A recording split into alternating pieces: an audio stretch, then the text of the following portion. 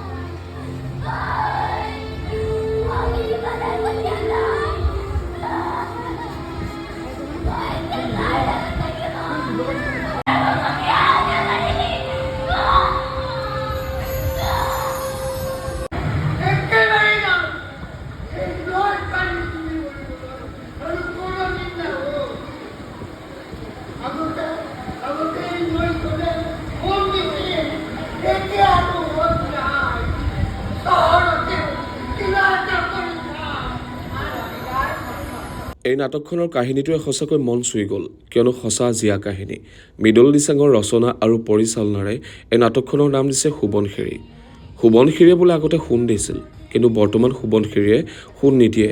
মানুহৰ অত্যাচাৰত সোৱণশিৰিৰ ক্ষোভত এফালৰ পৰা তাণ্ডৱ নৃত্য কৰি গৈছে আৰু মানুহৰ ঘৰ দুৱাৰ ভাঙি মানুহ মাৰিছে, মানুহ থাকিবলৈ ঠাই নোহোৱা কৰিছে।